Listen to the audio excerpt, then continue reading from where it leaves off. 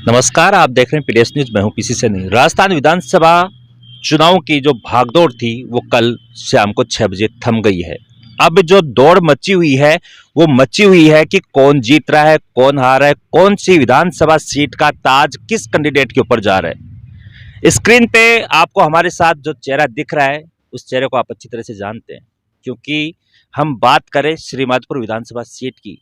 श्रीमाधोपुर विधानसभा seat पर एक परिवर्तन की जो लहर चली थी, उस लहर को चलाने वाले ही हैं जो स्क्रीन पे आपको दिख रहे हैं। फिर भी जानकारी के लिए बता दूं, गीतांजलि हॉस्पिटल के मालिक डॉक्टर मंगल जी यादव श्रीमाधोपुर में एक अलग माहौल बना दिया था। वो था परिवर्तन का। क्या वो परिवर्तन इस बार हुआ या नहीं? श्रीमाधोपुर में कौन यहां से आगे बढ़ रहा है, कौन हो रहा है निराश, किसके सर पे सज रहा है ताज, वो सभी बातें हम जानेंगे डॉक्टर साहब के साथ।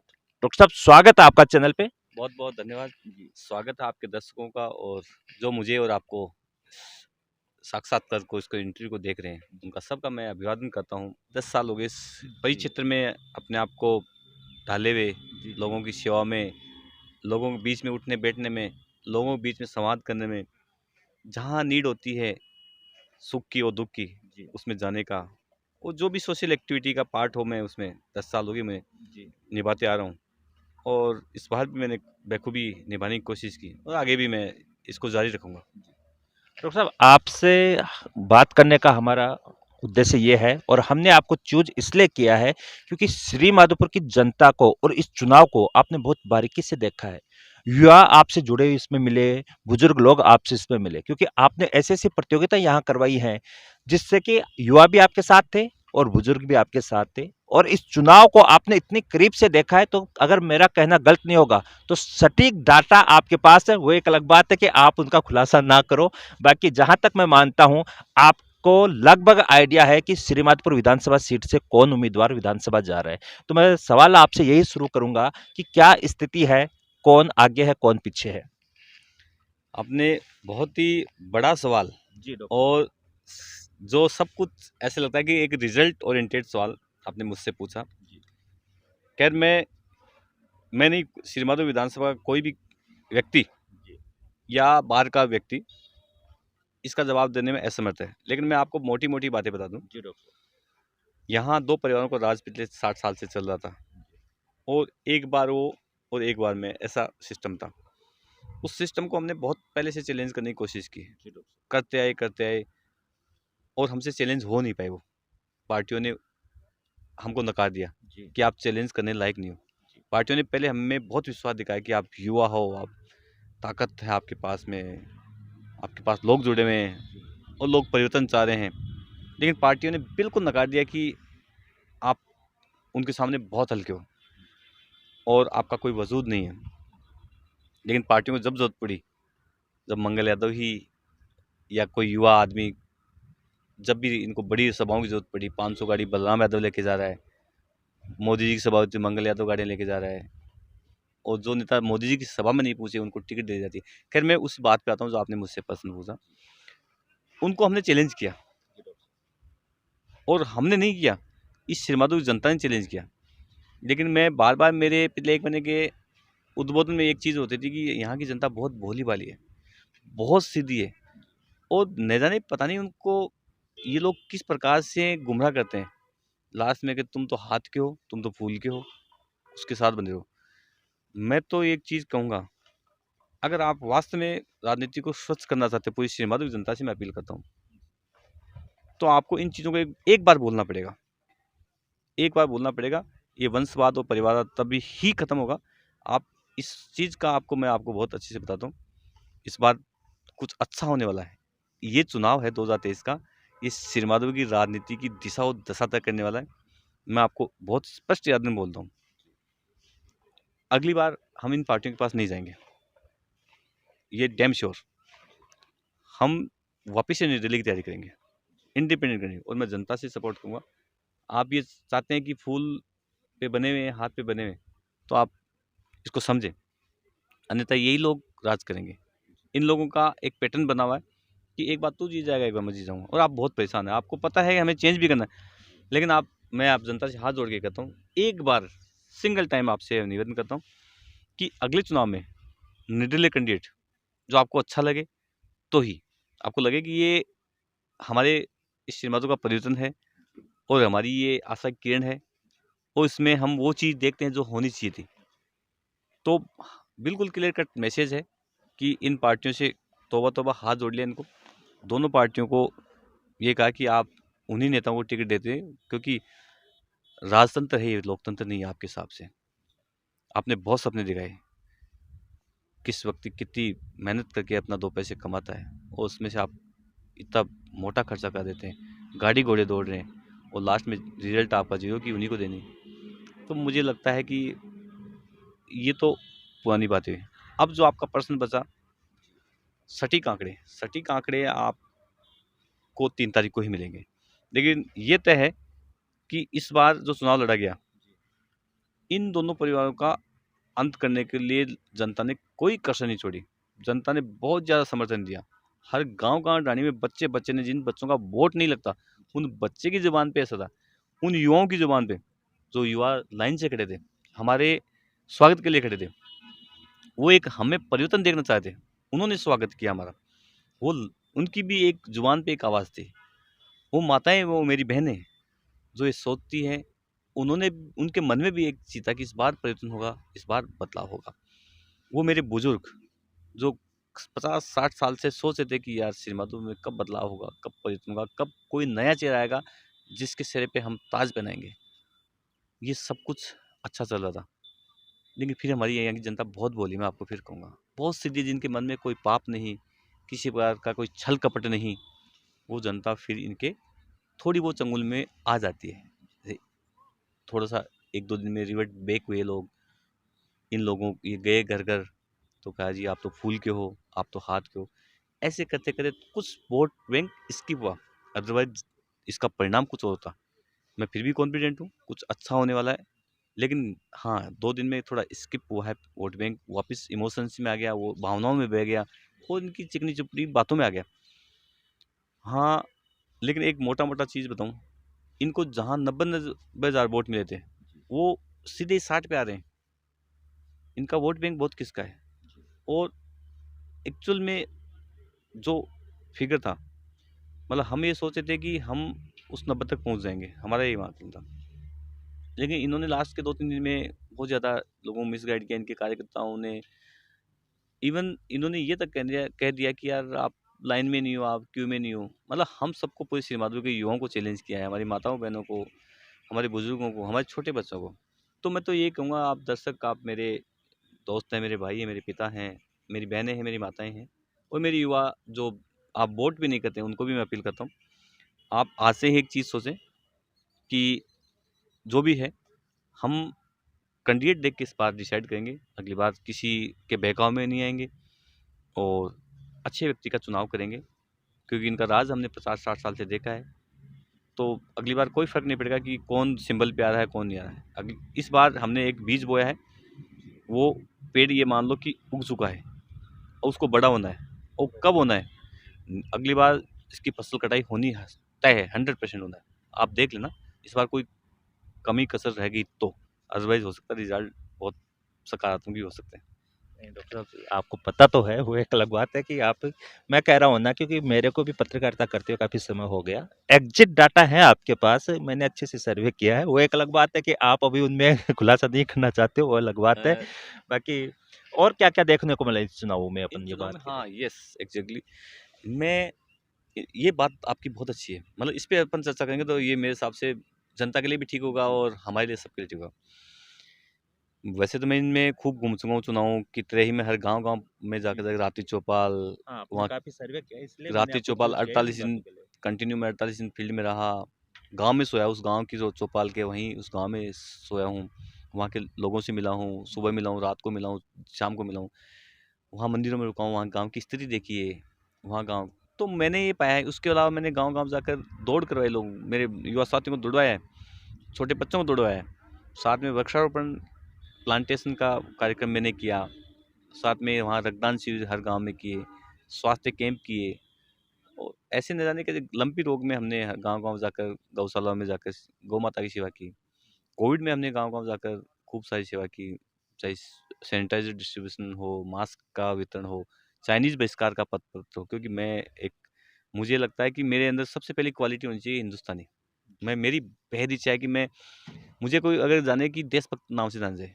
मतलब जो छोटा बच्चा था 5वीं क्लास, 4थी क्लास में, ए मेरे वतन के लोगों का गाना सुना तो ऐसे रोंगटे खड़े होते हैं। तो जब भी हिंदुस्तान की बात आती है, आप ट्रस्ट नहीं करोगे, जब हिंदुस्तान वर्ल्ड कप हारा तो मैं एक तरह से ऐसे लगा कि यार सब कुछ खत्म हो गया।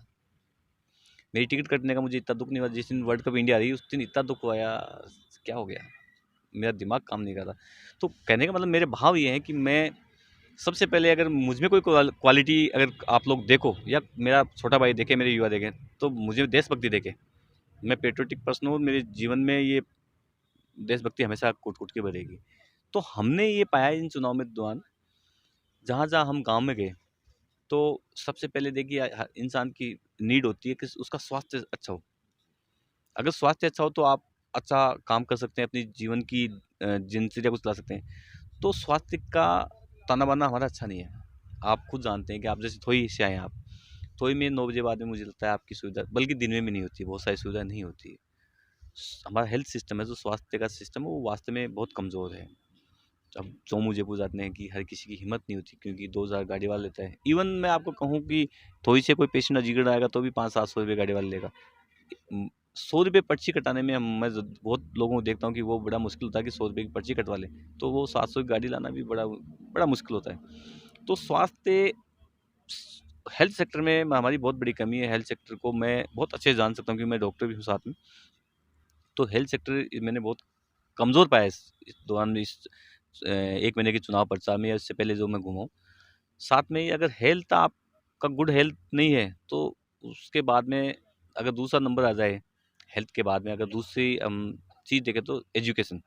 एजुकेशन आपकी बहुत मस्त है। आप स्वस्थ हैं, ठीक, अच्छी बात, अपनी डे बाय डे एक्टिविटी और आप सब कुछ काम कर सकते हैं। लेकिन आपका एजुकेशन सिस्टम अच्छा हो तो आप और भी अच्छा कर सकते हैं। तो एजुकेशन सिस्टम में जहाँ तक समझता हूँ, आप देखिए हमारी बहनों को, छोटी बच्चियाँ हमारी, वो एक स्कूल, गवर्नमेंट स्कूल में जाती है और वो अभाव में पढ़ती है। उसको एजुकेशन कैसे मिलती होगी, किस तरीके से वो बच्चियाँ, उसमें कुछ चंद बच्चियाँ हमारी बहनें हैं जो आगे निकल के कुछ अच्छा करती हैं। तो मुझे लगता है वो भी एक, हमारा एजुकेशन सिस्टम भी अच्छा नहीं, हेल्थ के साथ एजुकेशन सिस्टम भी अच्छा नहीं। साथ में देखूँगा, देखिए हमारे एरिया में आपको पता है बहुत अच्छे से, सबको, लोगों को पता है, दर्शकों को पता है कि पानी की बहुत कमी है। आप कोई सा एरिया देख लिए, उधर लादी कपास वालों की समस्या तो आपने खूब उजागर की। मैं आपको धन्यवाद भी दूँगा कि यार लादी के कपास के हमारे जो लोग हैं, हमारे पीड़ित लोग हैं, उनके बारे में आपने हमेशा सकारात्मक बात उठाई। इसमें पीसी न्यूज़ चैनल को भी धन्यवाद दूँगा। उन लोगों की कितनी समस्या है, लेकिन पानी की समस्या देखिए वहाँ लादी कपास, टोडा, मोकलवास, दीपावास, चीपलाटा, सकराय, इवन हाथीदह, सांवलपुरा, जुगलपुरा हमारा, टटेरा, किशोरपुरा, खटखड़, अजमेरी, ये तमाम एरिया जो हरदास का पास है, बूढ़ानी है, सकराय, चीपलटा, मैंने बता दिया।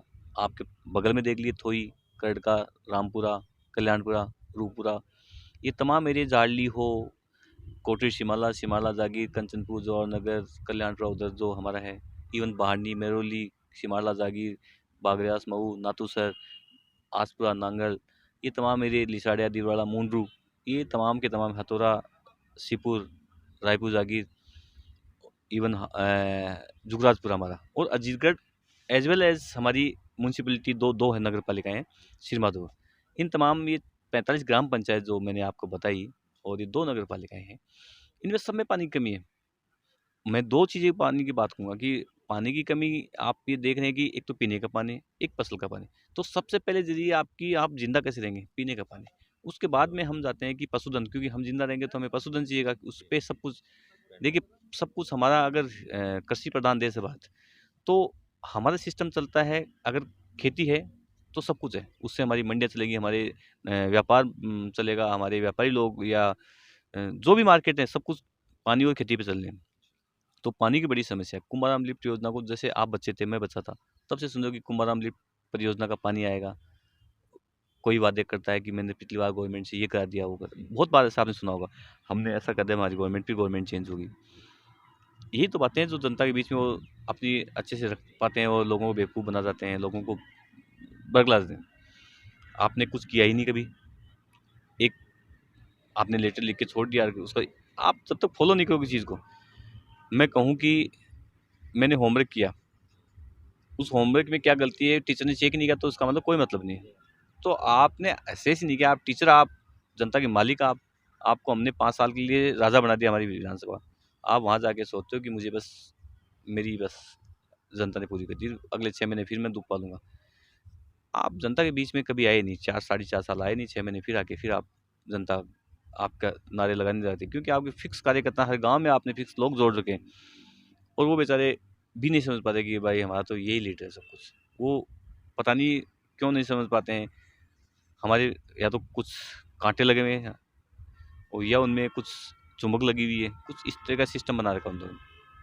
खैर एनीवे, आपने एजुकेशन, हेल्थ, एजुकेशन और पानी के बाद में जो बहुत बड़ा जो मुद्दा हमारा, आप देखिए पड़ोसी राज्य हरियाणा आपके, वहाँ आप देखेंगे इस समय आज संडे का दिन है, इतने ग्राउंड है और एक भी ग्राउंड खाली नहीं मिलेगा। इतने ग्राउंड है, एक भी ग्राउंड खाली नहीं मिलेगा आज के संडे के दिन। और मैं आपको गारंटी कर रहा हूँ, इस श्रीमाधोपुरी विधानसभा में घूम लो, एक भी ग्राउंड नहीं मिलेगा आपको, उसमें बच्चे नहीं मिलेंगे ग्राउंड। ऐसे ग्राउंड ही नहीं तो बच्चे कहाँ से मिलेंगे? बच्चे कोई गली में खेल रहा है, कोई छोटी सी जगह साफ करके खेल रहा है बेचारा, एक पट्टी बनाता है उसमें खेल रहा है। हर गांव का नहीं, खेल बच्चे जरूर हैं लेकिन ग्राउंड कहीं भी नहीं है पूरी विधानसभा में, गारंटी करता हूँ। आप श्रीमाधो हमारी लगभग लोग जिले बनने की उम्मीद थी हमें, उसमें ग्राउंड नहीं है। आप सोचिए, एक बड़ी हमारी तहसील है, अजीतगढ़ देख लीजिए आप, तो आप इतने बड़े 80-85 किलोमीटर का एरिया श्रीमाधो से लेकर दादी का पास तक का, उसमें कहीं ग्राउंड, एक ग्राउंड नहीं है 80-85 किलोमीटर। मतलब आज भी लगता है कि हम कौन से राजस्थान, कौन से हिंदुस्तान में जी रहे हैं। तो एक युवाओं के लिए खेल ग्राउंड ये सबसे बड़ी समस्या, पानी के साथ साथ बहुत बड़ी समस्या। साथ में ही जो मेरी बहनें और मेरे बुजुर्ग या मेरी माताओं कहूँ, युवा साथी की बात कहूँ, ट्रांसपोर्टेशन बहुत इंपॉर्टेंट है। ट्रांसपोर्टेशन आप देखिए, जैसे लिंक रोड है, मान लीजिए अभी कोई बीमार हो गया, बस नहीं चल रही, एक सुबह एक शाम को, वो अजीतगढ़ कैसे आएगा, वो श्रीमाधो कैसे आएगा, वो जयपुर कैसे आएगा, वो चौमू कैसे जाएगा, वो दिखाने कैसे जाएगा, या वो अपनी डे बाई डे एक्टिविटी या शॉपिंग करने कैसे जाएगा, कोई चीज़ वस्तु उसको खरीदनी हो कैसे जाएगा? ट्रांसपोर्टेशन। इमरजेंसी कंडीशन में उसको बेचारे को 1000 रुपये की 1500 की गाड़ी करनी पड़ती है और वो गाड़ी उसके लिए बहुत भारी होती है, वो 1000 रुपये कैसे चुकाएगा? इसके लिए ट्रांसपोर्टेशन प्रॉपर आपने सोचा ही नहीं कभी कि ऐसी ये भी कोई एक हमारे लोगों की ज़रूरत है। ये आपकी सोच में कभी आया ही नहीं। ये हमने बार-बार बोल के इनको कहने की कोशिश की, लेकिन हमने इनके अभी भी ज़हन में नहीं आया कि ये ट्रांसपोर्टेशन सबसे ज़्यादा नीड है। आज गाँव की नीड है, चेन होनी चाहिए हमारी ट्रांसपोर्टेशन की। दिल्ली में अरविंद केजरीवाल जी की सरकार आई और उन्होंने मेट्रो का जाल बिछाया। पहले मेट्रो हालाँकि किसी और गवर्नमेंट ने इम्प्लीमेंट किया था, तो आप क्यों नहीं सोच सकते यहाँ पे? ऐसा इम्प्लीमेंट हो सकता है, 100% हो सकता है। मेरे बहुत बड़े प्लान्स थे। जनता के लिए बहुत बड़े विज़नरी प्लान थे, लेकिन वो शायद प्लान के प्लान रह गए। वो अब मेरे अंदर ही है। जिस दिन मैं इस लायक बनूँगा तो वो प्लान एग्ज़ीक्यूट ज़रूर करूँगा। सेकंड चीज़, आप देखिए श्रीमाधोपुर और अजीगढ़ में जब शादियाँ हो तो आप देखना कितना जाम लगता है। आपने कभी ऐसा सोचा ही नहीं कि हमारे शहर को कैसे बचाया जा सकता है, हम बाईपास निकाल सकते हैं, हम रिकमेंडेशन दें। तो इस प्रकार की तमाम समस्याएँ, व्यापार हमारा बहुत कमज़ोर है। आप देखिए जिला हमारा, अब हम निमकरना में आ गए, थोड़े दिन बाद देखना रिंगस जिला बनेगा, हमारा श्रीमाधो उसमें चला जाएगा। हम फुटबॉल की तरह हैं, कभी इधर-उधर। तो व्यापार भी हमारा अच्छा नहीं है, खनन हमारा बहुत बड़ा एरिया है, जो टोडा वाला एरिया है, बूचारा के आसपास का एरिया, जुगलपुरा वाला एरिया है, मोकलवाड, ये अविनाशी वाला साउंडपा के आसपास का जोन है हमारा, जो है लादी का पास वाला जोन। इसमें खनन और ये सब फाल्स पेड़ की खूब सारे हैं, लेकिन सेरेमिक्स जो हमारी बनती है, सेरेमिक्स एक बड़ा केमिकल रिएक्शन के बाद बनता है।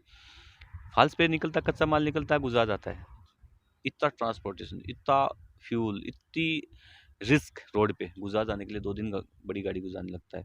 बीच में कितनी रिश्वत देनी होती है इन लोगों को, इंटरेस्ट रेट जाते हैं। मुझे पता है, मैं इस सिस्टम से मलासुता नहीं हूँ, मुझे पता नहीं हो कि ये गाड़ी गुजरात पहुँचती है तो कितने पैसे इनको रिश्वत देनी होती है, किस सिस्टम से निकालते होते हैं, कितनी रिस्क रोड पे होती होगी। यहाँ ऐसे अगर विजनरी लोग आए तो आप, बहुत सारे लोग हैं जो आप यहाँ प्लांट डालना चाहते हैं, यहाँ काम कर सकते हैं। अभी स्टील प्लांट आया है अलीगढ़ में, अभी आपने सुना होगा गटकने के आसपास। ऐसे आप लोगों से मिलो, आप उनको न्योता दो कि साहब आपको क्या चाहिए, आपको हम आपको प्रोवाइड कराएंगे। सस्ती लैंड चाहिए आपको, वाटर चाहिए, लोगों को रोजगार मिलेगा, काम यहाँ होंगे तो निश्चित रूप रेवेन्यू बढ़ेगा। ऐसे विजन थे नहीं। व्यापारियों के लिए कुछ ज़्यादा है नहीं, व्यापारी अपने हिसाब से बेचारे काम करते हैं, उनकी सहूलियत के लिए आपने कुछ ऐसे प्लान नहीं किए।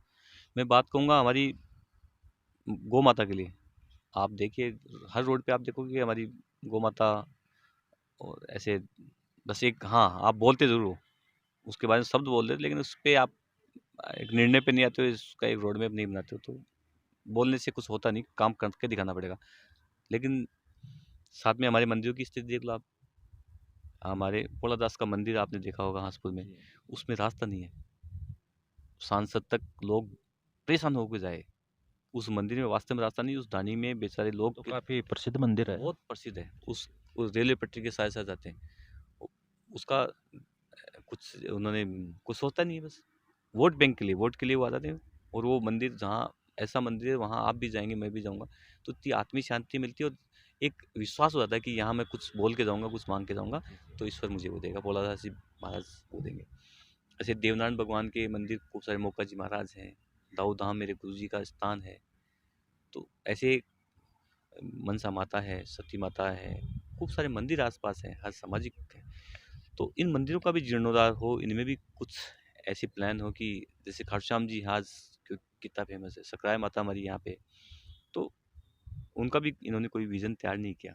मैं तो ये कहूँगा, ग्लोबली आपने किसी सेक्टर को, चाहे स्वास्थ्य हो, शिक्षा हो, पानी हो, युवाओं के लिए खेल मैदान हो, व्यापारिक वर्ग हो, आपने गौशाला की बात करें, खेल मैदानों की बात करें, आप साथ साथ में मंदिरों की बात करें, ऐसा कोई सेगमेंट नहीं जो आज आप कह दो कि हमारे सीमांतों का बेहतरीन है। रोडें आपने बना दी, लेकिन आपने रोड बना दी, ये रोड आप देख पा रहे हैं मेरे सामने, जिस पे अपन बैठे बात करें, ये अजीतगढ़ श्रीमाधो को जाने वाला रोड अभी 1 साल नहीं हुआ इसको, ये अभी बना है, और आप इसमें बहुत सारे पेस आ गए एक सीजन में, एक बारिश, एक महीने की बारिश में, तो ऐसा तो हाल है। और इसका श्रेय सिक्के सांसद को और विधायक को, दोनों को कार्यकर्ताओं ने दिया, एक ही दिन में 2-2 उद्घाटन हुए। आप बहुत लोग कहते हैं कि आने वाली रास्ता तो हमारे विधायक का है, और जाने वाला हमारे सांसद का है। और आपको बताऊं, बीच में बहुत इश्यू किया उन्होंने, दोनों एक दूसरे, कभी आके बजरी चेक करता सांसद, कभी क्या कहता है ये गलत माल डाल दिया, और वो डाल दिया, आपने वो देखा होगा ना, एक सांसद साहब आए थे, वो गलत माल डाल दिया। मैं आपको ये कहूँगा, ये जरूर दिखाएं जनता को, ये मेरा ये वक्तव्य जरूर आप दिखाएं, जनता को पता लगेगा। और उसके बाद में जैसे सांसद साहब के माल पहुंचा, तो ये माल अच्छा हो गया, ये रोड टूट गई सांसद साहब, मैं आपको खुले में कहता हूँ, ये रोड टूटी आपके कारण से। आपने जनता का पैसा न जाने किस तरीके से आपने लगाया है, आप तक पहुंचा है या किसी और तक पहुंचा, मुझे, मैं ये तो आरोप नहीं लगा सकता आप पे, लेकिन आपने 2 दिन प्रश्न उठाए, और आपको कैसे सेटिस्फाई किया उस ठेकेदार ने, और आपने ये रोड बनाई और 2 महीने में टूट गई। ये श्रीमाधो को नहीं, ये राजस्थान की जनता और हिंदुस्तान आपसे सवाल पूछता है, और आने वाले लोकसभा चुनाव में आपको ये सवाल श्रीमाधो में जरूर पूछेगा। और मैं तो कहूँगा, मैं तारामगढ़ में भी गया हूँ, आपसे सवाल वहाँ भी पूछे जाएंगे, मैं खंडेला भी गया हूँ, सवाल आपसे वहाँ भी पूछे जाएंगे। आप कैपेबल नहीं तो आप छोड़िए ना राजनीति, आप अपनी पूजा पाठ करें, आपकी उम्र हो गई है, आपने इनजस्टिस किया लोगों के साथ में, और आप एक परिवारवाद को बढ़ावे देते हो, मुझे पता है इस चीज़ का, मैं उससे गुस्सा होकर नहीं बोल रहा हूँ बात को, लेकिन आप कैपेबल नहीं हो, आप कैपेबल नहीं, आपसे कोई सेटिस्फाई नहीं है, आपका सेटिस्फेक्शन लेवल 10% से नीचा है। जो चाटुकार लोग हैं, वो चमचागिरी वाले लोग हैं, वो आपसे सेटिस्फाई है, अदरवाइज पूरा सिक्कर जिला आपसे सेटिस्फाई नहीं है। आपने सिक्कर जिले को बहुत नीचे धकेल दिया। सिक्कर जिले का एक विशेष स्थान शेखावाटी में, और बल्कि राजस्थान में, राजस्थान में कोई भी अगर कोई चीज़ इनिशिएट होती है सिक्कर जिले से होती है, लेकिन आपको उसका सुध नहीं लिया आपने। आपने वही डाक के 3 पात, एक बार रेल मंत्री के पास जाके फ़ोटो खिंचवा देते हैं, वो आपके, मैं वो रेल लाइन ला रहा हूँ, वो रेल ला रहा हूँ। 4 रेलों का ठहराव आप क्या एक अधिकारी कर सकता था, सांसद नहीं, एक अधिकारी कर सकता था। एक रेलवे का ऑफिसर भी वो कहता है हाँ, ये जायज़ सी चीज़ है। जो रूटीन वर्क हो रहे हैं उनको अपना क्रेडिट दे रहे हैं, रूटीन वर्क आप सांसद नहीं होते ना, तो भी होते। आपने क्या किया इस जिले के लिए? खैर, मैं तो आज आपके इस सिक्कर जिले से बाहर निकल गया हूँ, मैं नीमकाना जिले में आ गया हूँ, लेकिन आपने अभी तक कुछ नहीं किया। और मैं तो ये कहूँगा कि सबसे अपील ये कहूँगा, ऐसे राजनेताओं को आप पहचानें, ऐसे कपटी लोगों को मैं तो कहूँगा, मेरे लिए हालांकि ये सब नहीं, ऐसे छलावे में आके आपको फिर वो फूल और हाथ में बांटने की कोशिश करेंगे, इन लोगों को पहचानें और उनको बाहर का रास्ता दिखाएं। डॉक्टर साहब, इस बार परिवर्तन की उम्मीद कितना क्या है? देखिए, मैं सही से बताऊँ आपको, मैं बिल्कुल, हो रहा है कि नहीं हो रहा है परिवर्तन? परिवर्तन की नज़दीक हैं, मैं आपको सही बताऊँ। इस बार नहीं तो अगली बार है। 100% मैं थोड़ा-सा पर्सेंट चेंज मेरे मन में है कि मैं बोल दूँ और नहीं हो नहीं, तो नहीं, वो तो कोई मेरी नहीं, आदत मैं नहीं तो है। अनुमान आपका जान रहे अनुमान हैं। मेरा है कि इस बार अ, हम उसके नज़दीक हैं, हम उसके नज़दीक हैं। लेकिन ये है कि कोई भी काम करने के लिए थोड़ी मेहनत की ज़रूरत होती है और कई बार वो काम ज़्यादा मेहनत ले लेता है। इस बार ऐसा लगा, लोगों का मानस था कि थोड़ी मेहनत में काम चल जाएगा। लेकिन हमारी उम्र ऐसी है, हमारी काम करने की स्टाइल ऐसी है, हम मेहनती लोग हैं, हम काम कर सकते हैं, हमें वो ज़ील है काम करने की। और जब बात आए समाज की, बात आए प्रदेश की, बात आए सिनेमा दुर्ग की और बात आए मानवता की, तो उसके लिए कुछ भी करना है। डॉक्टर साहब, अगर आप नज़दीक हैं तो टॉप पे कौन चल रहा है भाई? किसकी संभावना ज़्यादा बन रही है, बीजेपी है या कांग्रेस? ऐसा नहीं, तीनों बराबर है। हाँ, बिल्कुल इक्वल है और कोई टॉप पे नहीं। आप देखा आपने, कल से चुनाव वाइंड अप हुए हैं कल शाम को। नहीं डॉक्टर वो साहब, मैंने दोनों एक चीज़ और कैंडिडेट देखी है, वोटर भी इस बार साइलेंट है। बिल्कुल साइलेंट बिल्कुल है, बिल्कुल साइलेंट साइलेंट हो है। रखा है वोटर। वोट करने के बाद पूछते हैं तो हाँ, अपना मत अपना अपना, मतलब वोटर जो है बिल्कुल साइलेंट होकर वोटिंग कर रहा है। मैंने मेरे गांव की देखी है। आपने देखा कि कल से दोनों के दोनों खेमे बिल्कुल शांत है। नहीं अदरवाइज कोई हाँ, कोई हर ना कोई बार हो जाता था, हर बार लगभग जैसे लगभग आकलन हो जाता था कि कोई ना वोटिंग कोई वाले दिन की पता चल जाता, लेकिन इस बार ऐसा कुछ भी नहीं हो रहा है। बिल्कुल मतलब साइलेंट माहौल है भाई। कौन है? त्रिकोणीय समीकरण होने के कारण मतलब अभी तक ऐसी कह स्थिति ना खुलकर नहीं आ रही, कोई कह नहीं पा रहा है। वो दोनों के दोनों सो रहे हैं आराम से। उनको लगा कि अब तो 3 पे ही जाना है, 3 को ही वेट करना है। अदरवाइज ये लोग उसी रात को कैलकुलेट कर लेते थे क्योंकि ये बड़े दिग्गज लोग हैं। ये 60 साल से राजनीति कर रहे हैं, तो इनको पता होता है कि इस बूथ पे दिन में निकाल देते हैं, गाड़ी में बैठे-बैठे इस हाँ, बूथ हाँ, पे ये। इस बार ऐसा देखा लेकिन मैंने। इस बार इनका सिस्टम गड़बड़ा गया। इनकी कई जगह तो बूथ मैनेजमेंट ही टीम नहीं थी, इनकी जो दरी बिछाते लोग, वो भी लोग कई बूथों पे नहीं थे। कइयों पे थे तो उनको लगेगा कि यार लोग तो ज़्यादा थे लेकिन वोट नहीं आए, 3 तारीख को पता लगेगा। इनके सामने तो लगेगा कि यार हमारे पास बूथ पे ठीक है, हमारा मैनेजमेंट ठीक है, हमारे लोग ठीक हैं, हमें वोट अच्छे मिलने वाले हैं। लेकिन लोगों ने आईना दिखाने का एक मानस बनाया और इनको आईना दिखाएँगे। मैं तो यही कहूँगा जनता से कि आपने इस बार इस मुहिम में साथ दिया, इस परिवर्तन की लहर में आपने साथ दिया और मुझे लगता है आप जीतोगे और आप जीते नहीं तो आप हारोगे। अब ये आप हारने के बाद आपको ही वापस जीतना है, आपको ही वापस हारना है। इसका फैसला आप सब लोगों को करना है। मैं तो एक ही चीज़ कहूँगा कि इस सिरमादू के लिए इन्होंने 50 साल 60 साल में क्या किया, आप इसका अब एनालाइज करना। उसमें तो हो सकता है कि मैं वोट लेने के लिए भाषण देता होगा वो, लेकिन अभी भी मैं कह रहा हूँ आपने 50-60 साल में क्या खोया, क्या पाया और अब क्या पाओगे आप। आपको दोबारा से आज ही निर्णय करना होगा। मैं आपको फिर कह देता हूँ, अगली बार कोई पार्टियाँ चुनी गलती मत करना कि हम तो फूल के हम हाथ के। आप देखना कोई व्यक्ति, कोई स्वाभिमानी व्यक्ति, कोई मजबूत इरादों का व्यक्ति जो दिन रात आपके बीच में दौड़ता है, जो दिन रात आपके साथ रहता है, अपने दिमाग का इस्तेमाल करता है, कोशिश करेगा आपके लिए। मैं किसान का बेटा हूँ, मैं ये आपको ये विश्वास दिलाता हूँ कि कोई कोर कसर नहीं छोड़ेंगे। एक बार आप प्रयत्न करके देखो। इसलिए नहीं बन रहे कि विधायक बन के इनकी तरह मालामाल होना है, कोई काम धंधे से करने हैं, आप लोगों से परसेंटेज लेने हैं। आप देखना जो मैंने ये मुद्दे गिनाए, इन पे काम होगा। 100% मैं कहता हूँ इस पे काम होगा। आप लोगों को मैं कहता हूँ इस बार फिर भी आपने बहुत हिम्मत दिखाई, खुले में आके दिखाई। पहले तो हमेशा डरते थे लेकिन आपने खुले में आके दिखाई। मैं आपको सबको बधाई भी देता हूँ कि शादी का सीज़न है, आप लोग अच्छे से स्वस्थ रहें और थोड़ी सी सर्दी भी पड़ने लगी है।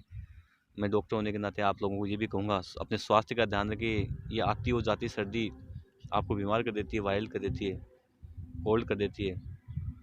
तो आप लोगों को ये भी सजेस्ट करूँगा कि इनसे बच के रहें। विशेष रूप से बच्चों को बचा के रखें, घर के अंदर रखें, पूरे कपड़े पहना के रखें। पीसी न्यूज़ के सभी दर्शकों को भी धन्यवाद देता हूँ कि आपने बहुत लंबे समय से इस मेरे इंटरव्यू का वेट किया और आज एक सार्थक और एक राजनीतिक परिचर्चा हुई, 2023 के चुनाव पे परिचर्चा हुई। उसका लेखा जोखा हमने बनाने की कोशिश की लेकिन असमर्थता थी कि मैं पूरे कैलकुलेटिव कोई भी नहीं कर पाया, हम भी कैलकुलेट नहीं कर पाए। इसके लिए मैं क्षमा पाती हूँ। 3 तारीख तक इसका वेट करेंगे। लेकिन ये तय है कि ये चुनाव आने वाले सिरमादों की राजनीति की दिशा और दशा तय करने वाला है। निश्चित रूप से आप परिवर्तन के मूड में थे, कहीं न कहीं हमसे चूक हो गई। कहीं न कहीं हम थोड़ी-सी त्रुटि छोड़ के आप फिर भी आप इसे पसंद चिन्ह नहीं मानिए, अभी 3 तारीख तक वेट करेंगे। लेकिन कहीं न कहीं मुझे ऐसा लग रहा है थोड़ा, मैं आपको सही-सही बोल रहा हूँ, अदरवाइज़ ये मैच्योर और परिपक्व राजनीतिक लोग ऐसे नहीं बोलते हैं। लेकिन मुझे थोड़ा अंदेशा है इस चीज़ का। फिर भी बहुत अच्छा कॉन्ट्रास्ट होगा, 3 को देखेंगे। आपने मुझे कवर किया और बहुत अच्छी मैं आपको पहले ही बोला था एक बार हम जब चर्चा करते हैं तो मुझे लगता है कि मैं 10 मिनट के लिए आपके पास बैठा था। लेकिन मैं जी, जी। घंटों आपसे बात कर लूँ, तो भी मुझे लगता है कि आपके मेरी बॉन्डिंग या मेरा आपके प्रति इमोशंस ऐसे हैं नहीं, कि डॉक्टर साहब कितनी बात मेरे करूँ? को भी अच्छा लगता है क्योंकि मैं जब आपको सुनता हूँ ना, क्योंकि आप वो बातें बोलते हो जो आने वाली श्रीमात्र विधानसभा की जनता ही नहीं, बाहर के लोग भी देखते हैं ना, उनके लिए भी प्रॉफिट होता है। निश्चित रूप से आपने वो मुद्दे बताए जिन पे वाक़ई में काम होना चाहिए था। वो बातें आपने बताई जिससे डेवलपमेंट हो, आपने कहाँ से लेके हर देखिए आपको हर पंचायत के नाम पता, हर गाँव का नाम पता है। मैंने ये बात इसलिए पूछी कि आप हर गाँव में गए हो और आपने इसमें देखा है कि भाई कहाँ पे क्या कमी है, कहाँ पे क्या नहीं। और जिन मुद्दों पे आपने बोला है ना, उन पे डेवलपमेंट होना चाहिए। जी, बिल्कुल। रोड से इनसे नहीं है, इनके अलावा वो चीज़ें भी हैं, मोटे तौर पे रोड बना दी, हो गया काम, ऐसे बोल देते हैं। लेकिन जो आपने बातें कही ना, क्योंकि मैं जानना चाहता था कि आपने इस चुनाव के अंदर कहाँ तक आप गए और मेरे को पता है बहुत बारीकी से आपने देखा है। हाँ, बिल्कुल। इसलिए मैंने स्पेशल आपसे आज टाइम माँगा था, आपका बिज़ी शेड्यूल था, आपने ये भी कहा कि फिर कभी, मैंने कहा नहीं। मैं इसमें आपको बताऊँ, जैसे सिरमादू में 2 गौशाला हैं, हमारे फुटाला की गौशाला और कंचनपुर की गौशाला, बहुत अच्छी गौशाला है। तो ऐसे तारीफ़ की भी चीज़ें हैं, लेकिन ये जन सामान्य की देन है, ये सरकार की देन नहीं है। ये जन सामान्य ने की है, वहाँ के वासिंदों ने की, वहाँ के लोगों ने, जो मैनेजमेंट टीम ने की है। फुटाला और जो कंचनपुर की गौशाला बताऊँ, आप कभी विज़िट करने का मौका मिले, तो आपको लगेगा कि यहाँ ये भी चीज़ें हैं। डॉक्टर साहब थोड़ा सा हिंट्स तो दे दो ताकि ऑडियंस को पता रहे कि अगर जनता से इस बार परिवर्तन में थोड़ी चूक हो गई तो उन दोनों में से कौन? उन दोनों में से तो कहना बड़ा मुश्किल है। लेकिन तीनों में से बोलो आप, तीनों में से कहना मुश्किल है, दोनों में। नहीं, अगर जनता चूक करती है तो बाकी ये तो है कि भाई हाँ, कि इस बार चूक वोटर करती है। साइलेंट है, हो सकता है कि वो साइलेंट तरीके से क्या करके आए, तो ये भी जल्दबाजी नहीं, होगी। वैसे तो देखिए अभी भी है ना, हमारा कैलकुलेशन चल रहा है। वैसे हम ही आगे हैं, मैं आपको बताऊँ। लेकिन मेरा एक मन होता है, मेरा मानना होता है कि बात वही करनी चाहिए जो वास्तव में सार्थक हो, उसका रिज़ल्ट निकल आओ। मैं कह दूँ, जैसे बहुत सारे मैच्योर राजनीति के जो लंबी राजनीति करते हैं, उनको पता है 50,000 से आ रहे हैं, फिर भी वो बोलते हैं कि नहीं हम जीत रहे हैं, हमारी सरकार बन रही है। उनको पता है कि हमारी सीट 60 आ रही है, लेकिन बोलेंगे हमारी 170 आ रही है। इस तरह की राजनीति मैं शायद मैं सीखूँगा भी नहीं और मैं सीखना भी नहीं चाहता। और मैं तो एक चीज़ हूँ कि जो सत्यता है, जो आपको पता है ना, वो बोलनी चाहिए। तो मुझे लग रहा है कि ठीक सा ट्रायंगल बैठ रहा है। 24 ग्राम पंचायतों में मतलब हम नंबर 1 पे आ सकते हैं। और बाकी ग्राम पंचायतें जो 20 है, 2 नगर पालिकाएँ, उनका क्या ख्याल होता है? ये उनका भी रेस्पेक्टिवली स्टडी कर रहे हैं हम लोग कि सेकंड पे कौन रहेगा, थर्ड पे कौन रहेगा। तो ये 2-3 दिन लगेगा, मुझे लगता है ये कैलकुलेट होना थोड़ा मुश्किल है, बड़ा मुश्किल है। हमने कल ही मैं रात को मैं 1 बजे तक एक्सरसाइज करके सोया हूँ। अभी मैं 3 घंटे लगा हूँ। आज मैंने पहली बार 2 ढाई महीने पेशेंट देखे हैं। तो वो भी एक मेरा चिकित्सक जो फ़र्ज़ है, मेरा धर्म है, वो भी मैंने पूरा अदा किया है आज। और मैं आपके चैनल के माध्यम से कहना चाहूँगा कि एक दिन संडे मेरा रविवार अवकाश रहेगा और बाकी मैं 9 से 1 आपके बीच में गीतांजलि हॉस्पिटल में अवेलेबल रहूँगा। बहुत ज़्यादा कोई इमरजेंसी नहीं है तो। और बाकी सबसे ये कहूँगा कि कोई प्रोग्राम लेके आएँ तो 2 बजे बाद के रखें तो ही तो मेरे लिए सुविधा रहेगी, अदरवाइज़ मैं आपको ना बोलने में मेरी हिम्मत नहीं है आपको। तो मैं बहुत अच्छा लग रहा है, ठंडे मौसम में हम दोनों इस ऐसी जगह बैठे हैं और गप-शप करें। चुनावी गप-शप में पीसी चैनल हमेशा आगे रहता है और डेफ़िनेटली आप वो मुद्दे उठाते हो, सामाजिक सरोकार की बातें करते हो, चाहे युवाओं की बात हो, चाहे कोई भी अ, परिचर्चा हो, उसमें आप सकारात्मक। और आपसे बात करते-करते मैं अभी ज़िक्र कर रहा था कि मुझे ऐसा लगता है कि मैं पूरे दिन आपसे बात करता रहूँ। आपने भी मुझे मेरा हौसला अफ़ज़ाई की कि आप रियल फैक्ट, ये मेरे दिल की बात बोलता हूँ, बिल्कुल ये मेरे डॉक्टर दिल साहब। की बात बोलता हाँ, हूँ। आप वो बातें बोलते हो जो वाक़ई में होना चाहिए क्योंकि आप ये नहीं देखते हो। मैंने बहुत ऑब्ज़र्व किया है और इसी कारण मैंने आपको ही चूज़ किया है इस बात के लिए क्योंकि मेरे को पता है आपने रात्रि चौपाल किया, आप जनता के बीच गए, युवा आपसे जुड़े, तिरंगा यात्रा देख लो, चाहे आपकी खेल प्रतियोगिता देख लो, उसके अलावा भी आप लोगों से जुड़े रहते हो, हॉस्पिटल में लोग आते हैं, उनकी समस्याएँ आप देखते हो, तो मेरे को पता था कि इसके अलावा और क्या हो सकता है और इसका रिज़ल्ट जो है परिणाम, वो आपसे बेस्ट कोई नहीं बता सकता। इस कारण मैंने आपको चूज़ किया, तब आपने मेरे को 10 मिनट दी, लेकिन बातें आप बड़ी मतलब फैक्ट पे करते हो। नहीं, ये चीज़ें तो मैं अभी नहीं छोड़ूँगा। राजनीति करूँ नहीं करूँ कोई ज़रूरी नहीं है। ये जो युवाओं के लिए दौड़ कराना, ये चलता रहेगा। मेरे 2 प्रोग्राम फिक्स हैं। 12 जनवरी को युवा दिवस आता है, उस पे मैं कोई ना कोई इवेंट करता हूँ। मैं छोटा करता हूँ, बड़ा करता हूँ, ये सब कुछ मेरी टीम डिसाइड करती है कि इस बार छोटा कर लें, इस बार बड़ा कर लें। क्योंकि मैं भी एक सामान्य सा डॉक्टर हूँ और मुझे इसमें एक निश्चित मासिक तनख्वाह मिलती है। तो मैं इकोनॉमिक रूप से थोड़ा इतना स्ट्रॉन्ग नहीं हूँ। तो युवा दिवस पे मुझे एक कोई ना कोई प्रोग्राम करना था। मैं डेफ़िनेटली उस प्रोग्राम को हर साल करता हूँ। और एक 13 अगस्त को एक तिरंगा रैली, ये 2 प्रोग्राम 12 जनवरी और 13 अगस्त के 2 प्रोग्राम मेरे फिक्स हैं। ये मैं साल में करता हूँ। हाँ, ये हो सकता है मेरा बजट नहीं हो तो मैं छोटा कर लूँगा। मैं आपको आज ही इनवाइट करता हूँ कि 12 जनवरी को। श्योर सर, हमने इस बार भी की थी हाँ, खबर। तो वो प्रोग्राम तो होना ही है।